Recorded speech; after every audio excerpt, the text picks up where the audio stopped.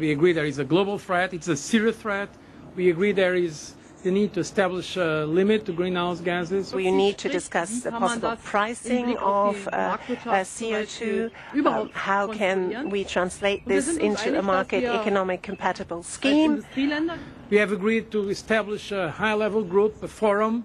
This EU-US result is translated into the G8, debated together with the outreach countries, China, South Africa, Brazil, among others, and India. A global solution to a global problem. If Bilderberg succeeds, America falls. All the victimized countries lose their sovereignty. Bilderberg is not a person, it's not an idea, it's an ideal, a very powerful group of people working together and for the positions of ultimate and absolute power, destroying every constitution on earth, no matter how powerful the constitution of the nation is. That's what these people do. The African Union arose out of the African Economic Community, set up in the early 1980s. The African Union is financed by a consortium of international bodies, governments, and corporations. The African Union Army serves as an enforcement arm for the New World Order's exploitation of Africa. In Asia, APEC and ASEAN have announced plans to form the Asian Union, consisting of Asian and Pacific nations, having more than 3 billion people within its borders.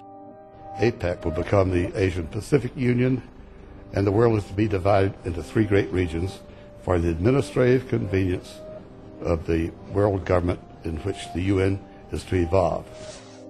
As the unions form individually, they are simultaneously merged to form the first planetary government. They're trying to destroy every nation on earth which is trying to promote progress, because these people basically they are landowners. They don't need progress because they control the land. If you take the most powerful man in London, the people who belong to the Council and the Committee of 300, who belong to the Bilderbergers, the British royalty, the Guelphs, the black nobility of Venice and Genoa, these people they're landowners. The New World Order is the Old World Order. I mean, it's just the names have changed, the appearances have changed, but the concept hasn't changed. The idea is still to bring the men back, kicking and screaming back to the Middle Ages, post-industrial age world order.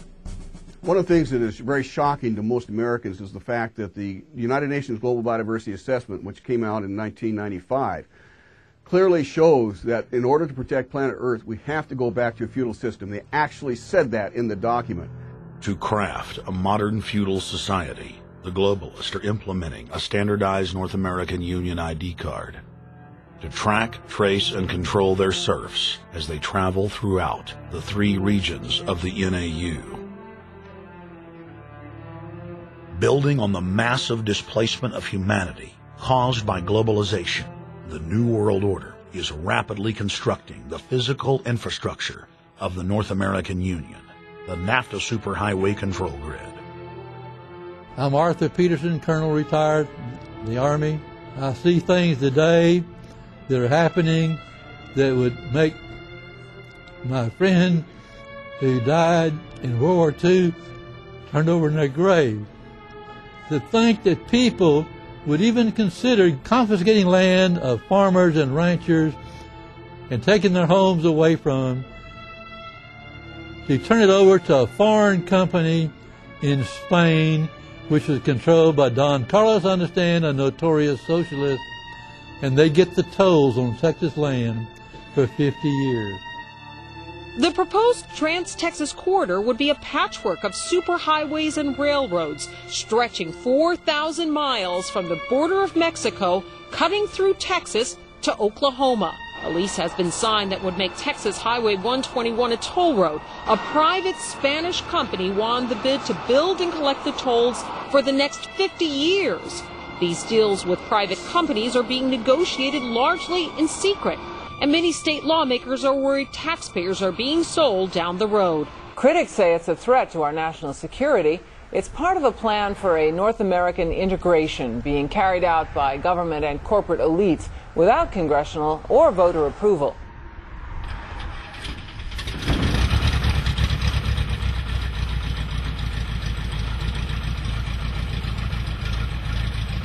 We took to the air over central Texas to get a bird's-eye view of the Trans-Texas Corridor, which is under construction and will form the heart of the Trans-NAFTA superhighway system.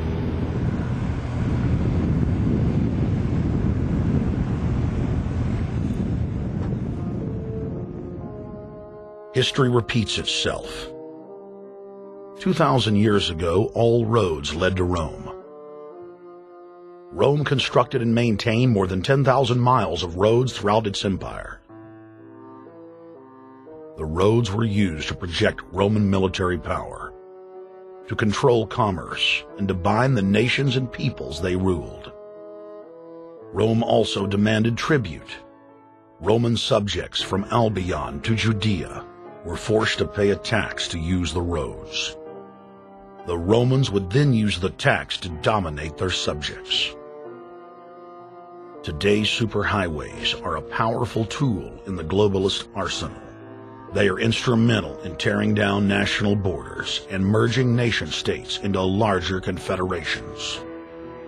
Foreign governments and corporations are predatorily seizing infrastructure across North America, but nowhere has their attack been greater than in Texas. Texas is the front line. Over 8,000 miles of existing roads and land are being handed over to government-backed foreign companies. Foreign companies buy the legislators, who then turn over complete control to the same foreigners who finance their campaigns.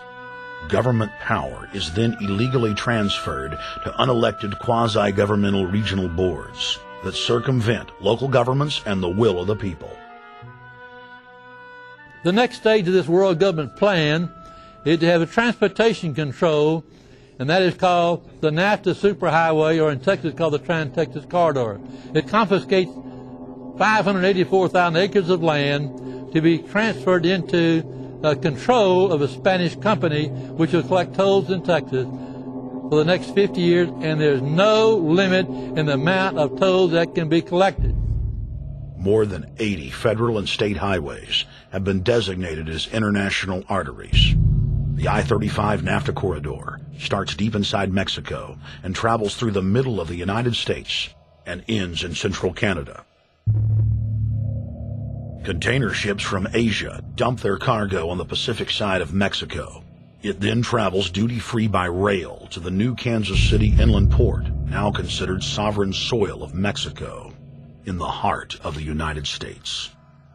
Under international agreements, predominantly foreign companies are placing tolls on already existing paid-for roads. Federal, state, and corporate documents show that they will then use the revenue raised to build up the transportation infrastructure of Mexico, not the United States or Canada, so foreign-made products can pour in even faster from Mexico. Revenues raised will also be used to fund the fledgling North American Union and its growing bureaucracy. Bottom line, they're using our own money to enslave us.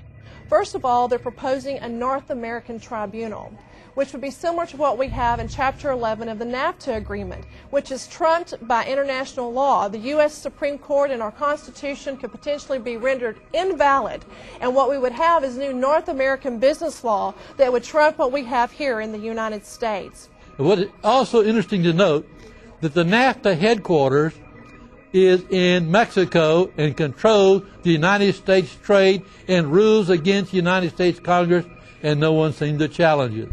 It's very probable and probably inevitable that our right to bear arms would be challenged in a North American court. So this is just an example of what's happening and what's being proposed. We want to keep our trial by jury system. We want to keep our right to keep and bear arms. We want a system where we have a Supreme Court and not have a tribunal that will be superior to the Supreme Court. In 2005, Centra, a Spanish-owned company, signed a secret agreement with the Texas Department of Transportation to erect toll roads on existing roads and to toll new roads that were completely paid for by tax dollars. There are people, believe it or not, in Texas who don't know what the Trans-Texas Corridor is. TTC 69, which they'll have the environmental hearing starting this spring on, runs through my part of the state. And there are people over there who have no idea what's fixing to come in their backyard.